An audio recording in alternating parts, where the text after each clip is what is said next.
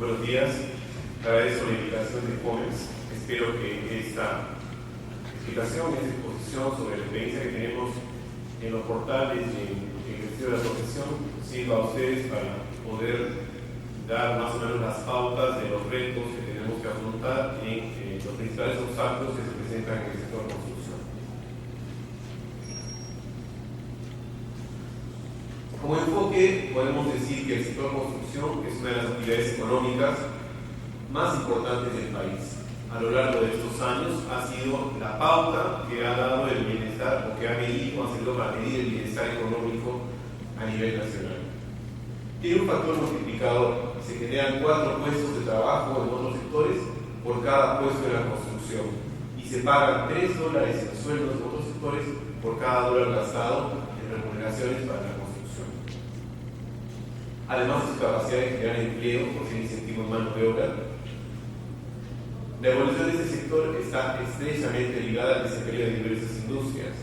A ello se debe su relevancia en la evolución de otros sectores y de las principales variables macroeconómicas.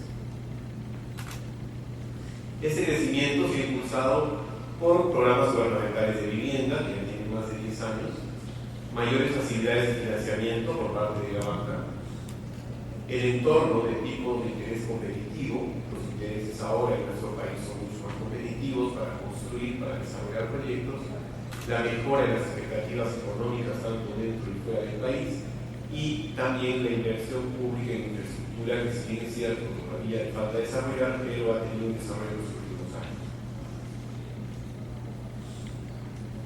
De acuerdo a esto, esta actividad tan compleja y siendo transversal a todos los sectores, es sensible a encontrarse con obstáculos para su desarrollo.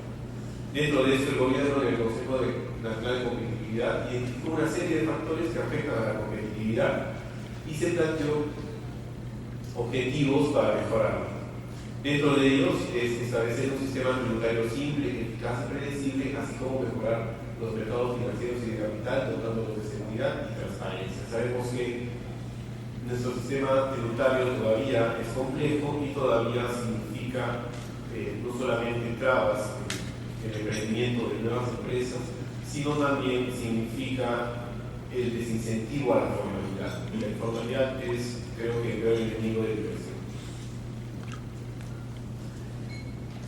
Luego, el otro objetivo es fortalecer la institucionalidad del sistema público para hacer efectivos esos resultados eficientes en el costo. Sabemos que es urgente la reforma del Estado, ¿no? La falta de institucionalidad y de competencia, sobre todo en las entidades públicas de provincias, frenan tanto la descentralización como la inversión en estos lugares. Mejorar los servicios de infraestructura que incrementan los costes de transporte y en eficiencia y cobertura de servicios públicos a nivel nacional.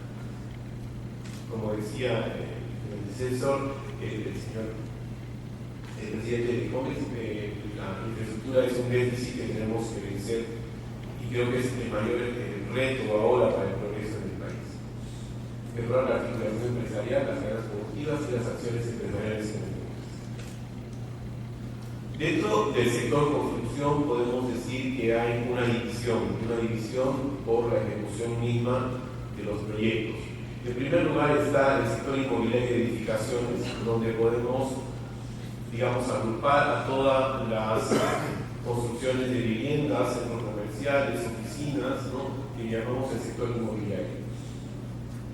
Y las obras civiles que constan sobre todo de infraestructuras, carreteras, puertos, aeropuertos, ferrocarriles, saneamiento. Claro que también hay infraestructura dentro de cada uno de los sectores. En este caso, esa infraestructura se excluye porque involucra además otro tipo de gestiones para su desarrollo. El sector de construcción tiene riesgos propios que, digamos, son aspectos que pueden significar riesgos para la propia inversión, que son inversos al propio sector. Dentro de ellos estaría la necesidad de regulación, que es una extensión de normas y cumplimiento de excesivos trámites para iniciar proyectos inmobiliarios, como los requisitos municipales para obtener licencias de construcción, ¿no? Queremos nuestra infraestructura segura y por lo tanto hay el riesgo de querer regular y normar absolutamente todos los pasos que se dan para poder construir, Por lo tanto, esta excesiva regulación puede significar una traba y es un riesgo propio a la actividad.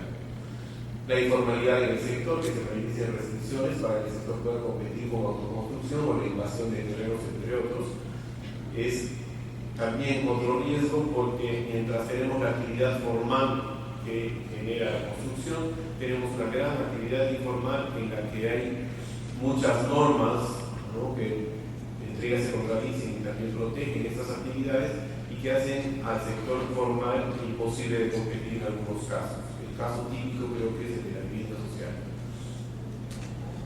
La estructura financiera de las empresas constructoras promotoras medianas y pequeñas las hace vulnerables a ninguna eventual crisis.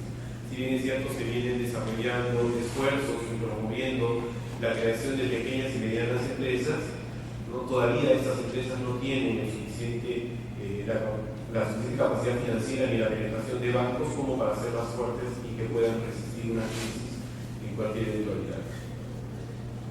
Finalmente, la dependencia de la banca y el financiamiento de los clientes finales están sujetas a sus políticas propias que pueden cambiar de acuerdo a la percepción del mercado. O sea, los bancos tienen una percepción del mercado y las políticas de préstamos finales a los consumidores, ya que por ejemplo, que son los principales para aquellos hipotecarios, son sujetos de cambios de acuerdo a la política del banco. Si bien es cierto, hay un ente regulador que es la Superintendencia de Banca y Seguros, los bancos pueden como política querer aplicar o no una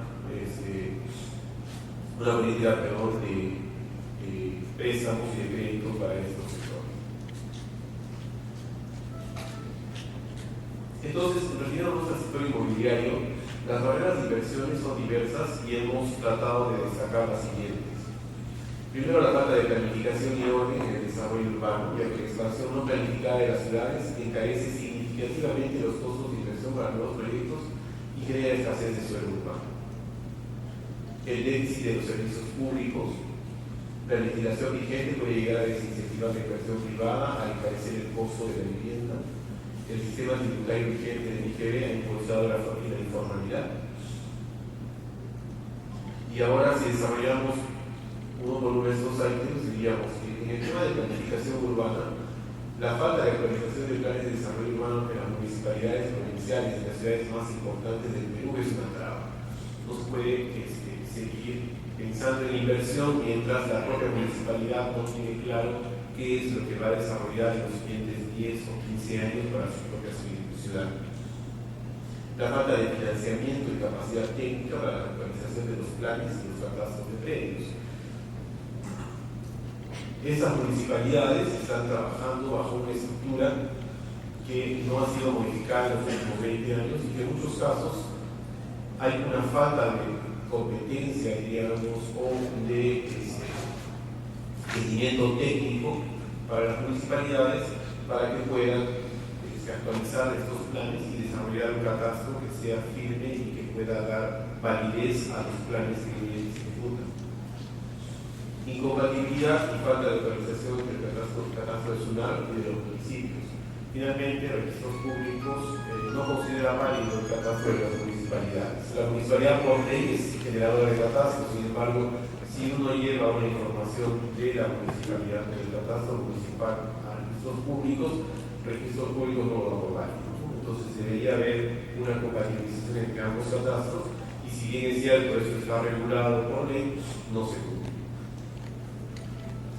Falta de compatibilidad entre los planes de desarrollo urbano y los planes optimizados de las empresas prestadoras de servicios.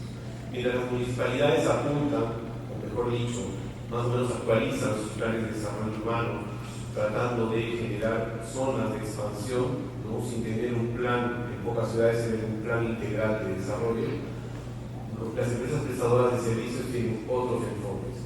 No hay un enfoque conjunto, tanto de la municipalidad con sus objetivos de crecimiento a mediano y largo plazo, como con las empresas prestadoras de servicios.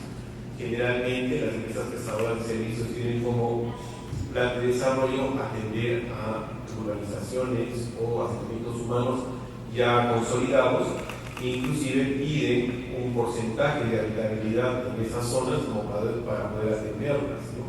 Las zonas de expansión previstas por las municipalidades en muchos casos no están dentro de sus planes y no van a dar facilidades de servicios a esas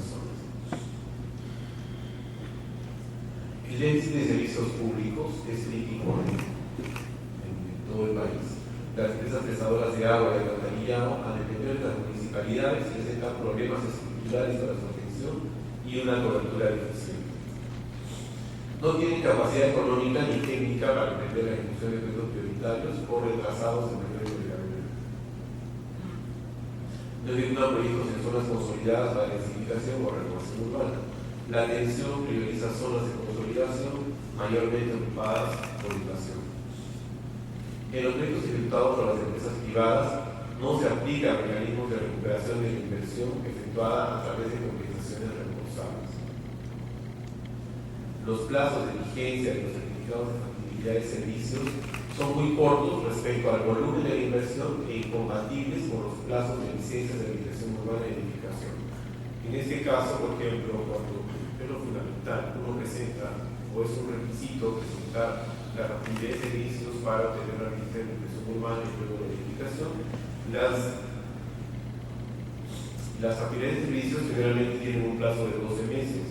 La ejecución de un proyecto supera largamente los 12 meses, en muchos casos son 18 o pueden ser hasta 2 o 3 años, y uno va ejecutando su proyecto con una factibilidad vencida. En cuanto a la aplicación de la legislación vigente, el proceso del municipio está supeditado a requisitos de otras entidades y calificación de condiciones revisoras de los proyectos profesionales. Sin embargo, muchos de los requisitos, por ejemplo, el SIDA, el certificado de existencia de restos arqueológicos, que depende del Ministerio de Cultura, puede demorar hasta un año en su emisión, dependiendo del tamaño del terreno al que se quiera pedir ese certificado. Los estudios conexos a las licencias como el SIDA, el estudio de impacto vial, el estudio de impacto ambiental, etc., están mayormente centralizados. Se han descentralizado solamente en medida que son los que podrían facultarse a las municipalidades distritales a certificar estudios en aquellos proyectos que exijan solo certificación menor. O también se podría solidificar zonas donde se efectúen estudios macro y donde estos estudios ya validen estas zonas para no estar pidiendo certificado para cada proyecto que se presenta en una zona que ya es conocida de qué impacto va a generar. Persiste la falta de capacidad y eficiencia en plazos de las comisiones en provincias. No es posible aplicar siniestro administrativo por el precedente para la empresa que tiene que recurrir constantemente al municipio. O sea, en esta parte sabemos que la ley establece que se aplican plazos, ¿no?, concretos, 5 días para una respuesta, 7 días para otra, etc. Sin embargo, la aplicación de los siniestros administrativos implica un mal precedente para la empresa y la empresa tiene que recurrir a la municipalidad a lo largo del desarrollo de todo su proyecto. Por lo tanto, en ningún caso va a aplicar esos siniestros porque va a significar un mal precedente para su operación.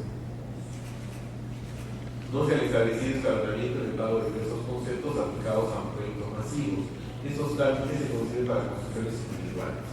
La municipalidad, por ejemplo, un caso típico es el certificado de educación. Cuando uno termina un proyecto, el proyecto de 200 a 500 casas, solicita un certificado de numeración y la municipalidad lo cobra y lo ejecuta como si estuviera yendo a visitar una puerta de una casa nueva en una organización consolidada.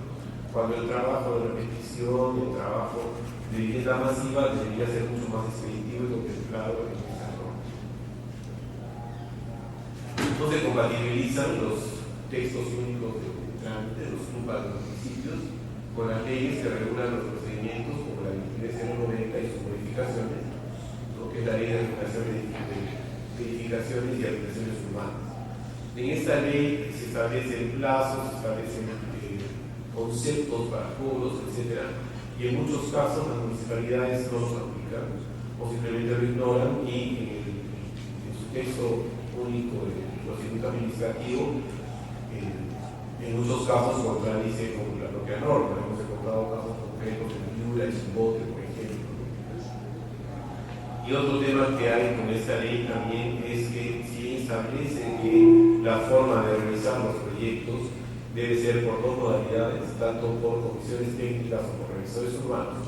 Todavía no se ha implementado esa modalidad de revisores urbanos, lo cual daría mucha simplificación administrativa a todos estos trámites.